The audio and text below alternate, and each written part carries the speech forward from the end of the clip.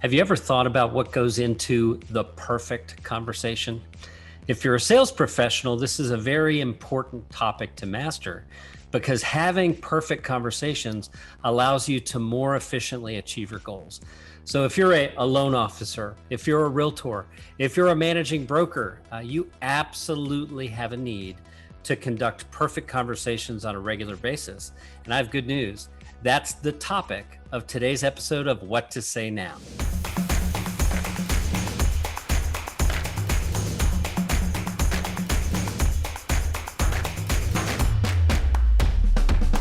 All right, so I have pressed go live. That means we may be live. Who knows? No one knows how long the mystery pause is for when you press go live until you are actually live. Either way, I'm super stoked to be starting episode number 40 of What to Say Now. My name's Dan Stewart. I'm the founder of Happy Grasshopper, and I have two very special people joining me for today's episode. And that would be my good friend, Michael Hellickson of Club Well. Say hello, Michael. What's up, everybody? It's good to be here. Super glad to have you, Michael. And the traveling Matt, Mr. Fagioli, all the way from St. Petersburg Beach. Let's hear it for Matt Fagioli. Welcome, dude. What's up, man? Yeah, I thought about just making the long drive over to Safety Harbor or wherever the heck you are these days. But yeah, well, that would have been. It's always cool to see you face to face. And yet I'm just going to be super grateful for both of you attending today for this episode. So as we dive in, let's prep the audience for what we're going to cover today, right? This is my weekly web show called What to Say Now. And the reason this show exists is because I passionately and firmly believe that the path to anything and everything we want to achieve in life is paved by the conversations we have on the way there. Okay, that requires us to be very good at having conversations. And I know that the two of you believe this as well, which is why I've invited you. So thank you for joining me here today. I do appreciate that. All right, so let's dive in. Perfect conversations have 3 ingredients. That's all you need. If you have these 3 ingredients, you can make a perfect conversation with anyone. The first ingredient is your intention. Okay, let's think about this. Like, we're all dads here, right? Can we acknowledge that? Everybody on this call is a dad, okay? And I believe we've all had the privilege of raising kids who haven't always had everything easy or perfect in their lives, right? Because none of us do. None of us have that. So think about the conversations you have as a parent with your children. Like, part of these conversations that you have must include the first ingredient, and that is being super intentional about what you intend for the outcome of the conversation to be, right? So, Michael, I know last year and in years past, we've spent a lot of time together on the road speaking at Matt's Explode conference, right? This has been a change. And along the way, we've got to know each other. We've learned about our families. Like, I know your son recently left to go serve his mission. How's he doing? Is everything awesome? He's doing great. Both he and Madison, my daughter, are both on missions now. Oh, that's fantastic. Yeah, they're both doing fabulous. Thank you for asking. You're welcome. You're welcome. Yeah. So, as you're prepping to be without your children's in your house, right? Without those kids, and Matt, I know this is a conversation you've had, right? Because in the past year, we've seen your daughter get married, right? We've seen her become a homeowner. Like, these sorts of changes happen, and yet they don't happen by accident. Right? Being a successful parent means being very intentional about the conversations you have with your kids over time, right? So the second ingredient that we're going to talk about today would be active listening, okay? When you listen actively in a conversation, you're setting expectations for them. You're creating a secure place for a conversation to take place, right? Without that, we can't really go anywhere. If we don't listen to the people we're having a conversation with, it becomes very much like this episode of What to Say Now, where I'm doing all the talking, right? You get what I'm saying? We'll help you with that. We'll help you. Yeah. Are you suggesting that we should act more than just listen? We should actively listen and acknowledge that we're actually hearing what you're saying and interact. So first of all, I'm trying to actively demonstrate what happens when one person just talks all the time. right? That's a It great robs point. the conversation of the joy, Yeah. right? It's that interaction that makes it really special and memorable. Okay. So can we go back to point number one for just a second, or do you want to do let's all do 3 it. points and then Let's we do do it. each one individually? Yep. So you talk about intention, right? And you talk about really being intentional about a conversation. I think in large part, it's not just about the conversation itself; it's about setting the stage for the conversation. Give you an example. You brought up the kids. For me, some of the best conversations I've had with my kids have been on a hike or snowboarding or in some scenario where we're out away from the home, away from distraction, away from electronics, in a place where it's us and nature. And now I get to be intentional about the conversation because I've got the distractions gone. Now I can really have a conversation with them and go deep with them on things that matter to them and that matter to me, in a way that you can't force it in the home, right? It's really hard to force an intentional conversation, right? Because if it's forced, the other components can't exist, right? Particularly the active listening becomes very difficult because one of the two of you is not actively listening if you're in a forced conversation. Yeah. So I'm sorry, go ahead. I kind of think there might not even be a thing as a forced conversation. Like Well, that's just a one-sided sort of thing. Like, right. You're making a statement, you're telling somebody something, and that's it. There is no conversation. That's right. It's done, right? I thought Michael was talking more about like the classic kid conversation. Like, well, how was school today? Great. Yeah. There's that too. Yes. Yeah. So that's a really great example, Matt, because so much of our goals as sales professionals, let's think about it in that context. We often want to have conversations that other people do not want to have, right? I mean, if you've ever sold anything in your career, and I know both of you have, you know what it's like to have people go, click, why are you calling me? I don't want to talk to you, right? You know what it's like to have people shut the door in your face. You know what it's like to be regarded as someone who like has some ulterior motive, right? This is precisely why active listening is so important. Because if you encounter someone in that scenario and you immediately try to overcome that, that they don't want to talk, it's not going to work out well. Yet if you go with them, you can say, it sounds like I've caught you at a bad time. And I totally understand that. When would you like to talk about this? Like, when would be a better time for us to speak? I love doing that with my kids, right? You say, hey, how was school today? And they're like, I don't want to talk about it. They're like, okay, I understand. When would you like to talk about it? It's kind of fun. It's kind of fun. So Matt, I see we lost your video there. I know you're a little out of pocket, but Michael and I will continue the chat. We'll just wait for you to rejoin. Let me jump in on this for a second there, Dan. It's really interesting you bring this up, and I'm thinking about you and Matt in particular, and something I strive to do that I think you guys do a really nice job of. Some conversations need to be had, even if they're uncomfortable, and sometimes, especially when they're uncomfortable, they need to be had. And it's situations like that, whether it's with our kids or our clients or our potential clients or people we do business with in one way, shape, or form, or just somebody that we have to interact with in our lives. Sometimes there's friction. And particularly when there's friction, that's the time to get voice to voice. And if you can, face to face, and really have a conversation. And to your point, it starts with listening. And there's an empathy component that I struggle with. I just do. I mean, when people are knuckleheads, I really struggle being empathetic. But it's so important. It's a critical component of active listening. And it's a foundational principle for any kind of a conversation that's going to really uplift both parties. I've heard it said, and I think, and Matt, you're a better scriptorian than I am. You'll probably remember where this is at. But somewhere in the scriptures, it talks about, seek first to understand and then to be understood.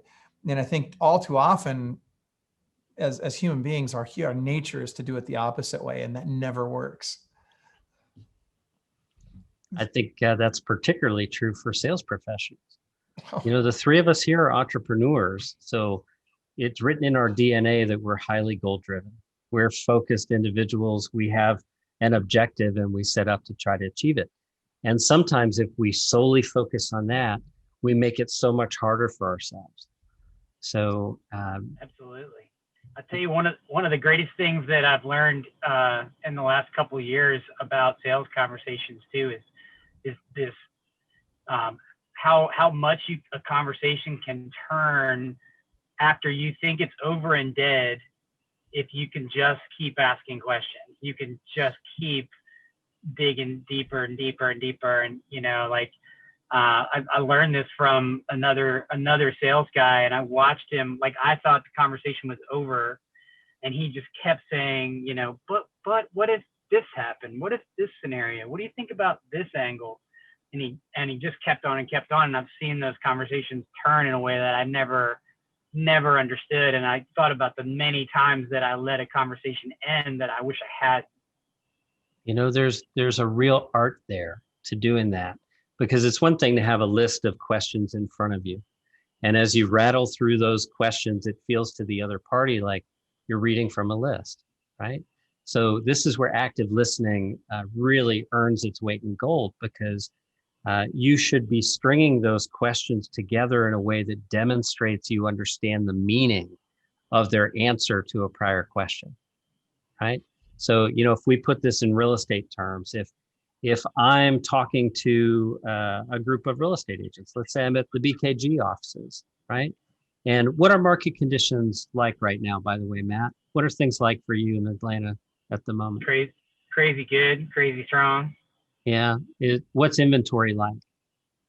Non-existent. It's, you know, same story here in a lot of markets. Probably not as bad in Atlanta as, you know, any second home market, like where I'm at, St. Pete, where I'm at right now. Yeah. And, you know, you just talking to other realtors around the country, it's so tight, especially any place that people want to be when they're living the Zoom life. Yeah, that's interesting. So, you know, as a broker where you've got lots of agents, you must have some pressure to help them find listing inventory when market conditions are really tight. Are you feeling that at all? 100%. And we talk about it every day, and we're, you know, trying to teach our agents more and more and more about the listing side, more and more and more about prospecting, which is the thing that, you know, agents hate the most. Yeah. But, you know, generates far more listings than any other thing. So, you know, it's a little off topic, but I'm answering your question, I guess. Well, so what we're doing is demonstrating this process of active listening, where each of these further questions is demonstrating that I'm understanding what you actually mean from your answers, right? So there, in just 30 seconds of time, we isolated a specific pain point for you, which is helping your agents find listings in a market when inventory is really low, right? So, you know, I would say, just like as we follow that bunny trail, there's never a more important time to focus on relationships with your past clients and sphere than in a low inventory environment. Everyone has to live somewhere.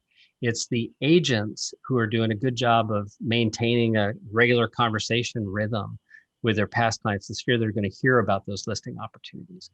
So, you know, happy to talk about that. In fact, tomorrow I'm hosting a webinar on exactly that topic.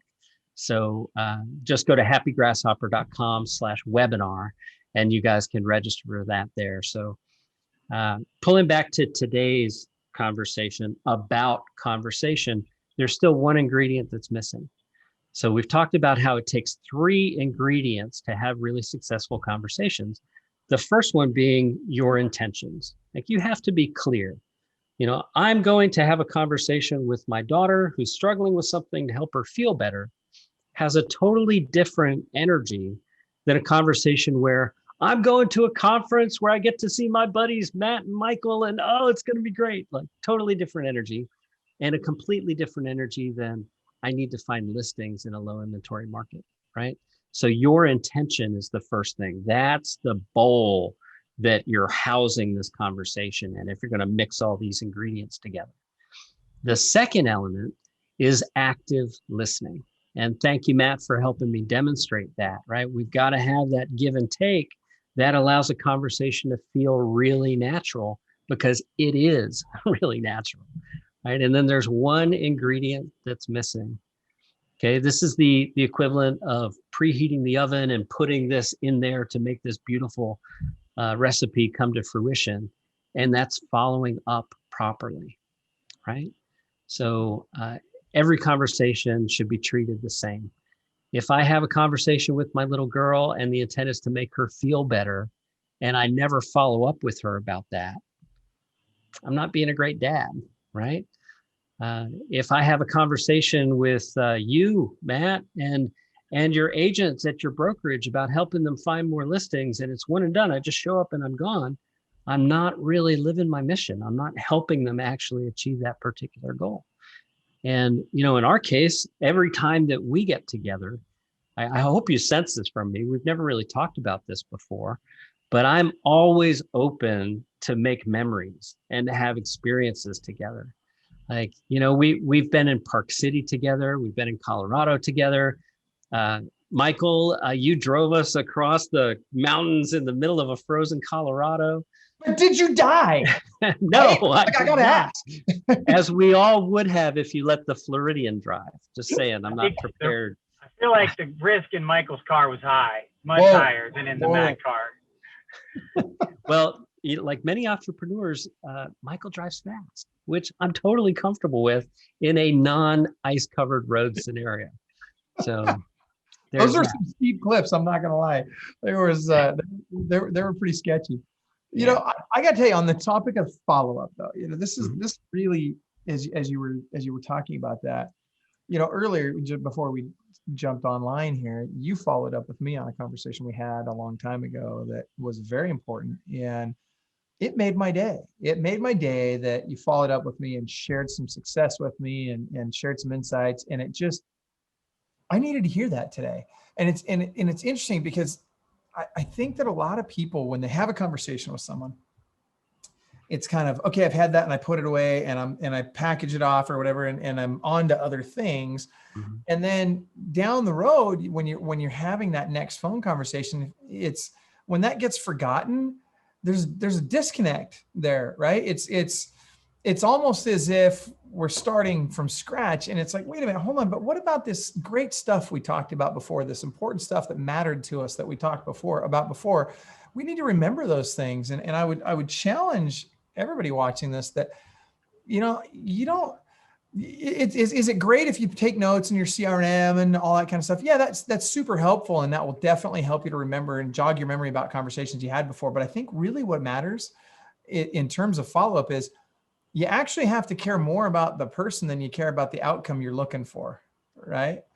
When you genuinely empathize with the person, when you truly care about the person more than your agenda, it's not to say that you don't have an agenda. It's not to say that you don't have goals and outcomes that you want to see come out of the call. But at the end of the day, when you really actually put their needs ahead of your own, you'll get to your stuff eventually at some point, assuming it's the right thing. Yeah. And if it doesn't happen, then it's probably not meant to be right now. It's okay. Now, I'm not suggesting that we be lazy in our conversations. And if we're trying to set an appointment, that we don't go for the appointment, all that stuff. What I'm simply saying is we actually have to care about people. We can't just say we do. We got to actually give a rip about their life. I love that you're talking about this. I mean, I know that we're scheduled for a finite amount of time, and yet I want to talk with you for hours about this, because what you've just uncovered are two very important things. It's the importance of positioning, right? The world tells you you are a salesperson. Your job is to get commission, right? And yet each of us has the power to plant our own flag and say, you know what? I'm a human being first, and I'm a human being who cares about other human beings first. And I'm going to lead with that and demonstrate that. So, for a decade now, Happy Grasshopper is 10 years old. Like, how did that happen? Thank you.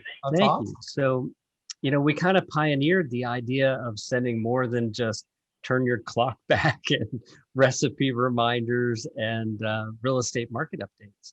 And to this day, the highest engaging content that we send for our members is not about real estate. Mm-hmm. It's a conversation starter that demonstrates we care more about the relationship than we do about the transaction, right? Than we do about the commission. So, if you're listening to this and you need any sort of assistance with that, myself and my staff at Happy Grasshopper, we're all here to serve you. I'll give you the quick and dirty right now. The right frequency is a big question. Send 17 messages per year that come from email that are non-salesy. They're not about your listings. They're not about your market conditions. They simply demonstrate you care enough to reach out and have a conversation about something. Then send quarterly lead harvesting messages via text and ringless voicemail drop. Okay. So a quarterly lead harvesting message would be something like, hey, Matt, was out your way, was thinking about you. How have you been? Like, you know me. If I send you that message, you're going to reply. Right. And then I'm going to say, great to hear from you. Could really use a hand, honestly. Do you know anyone in your area that's considering moving right now? Or even someone we could convince to move if we got the right offer for their home, right? I coached on this in last week's What to Say Now episode, and I got handfuls of messages from people who attended who've booked listing appointments from sending that kind of message out there to the world. Now, that message does not work if that's all they hear from you, right? They have to know that you really care about them, as demonstrated consistently over time, before that message can actually work, right? So, gentlemen, with that, I want to thank you both for your time. We've gone a bit over our allotted time today. I sincerely appreciate both of you. Matt, we got to get together. You are now literally 45 minutes from my front door, so that's too close for us not to high five it out, my brother. Amen. Good talking to you, fellas. Loved it. Thanks, Matt. And Michael, thank you so much. Please give my best to Tara and the rest of the group back there at Club Wealth. And I hope to see you guys all face to face soon. Sounds great. All right. All right. See you guys. Take care, everybody. Bye now.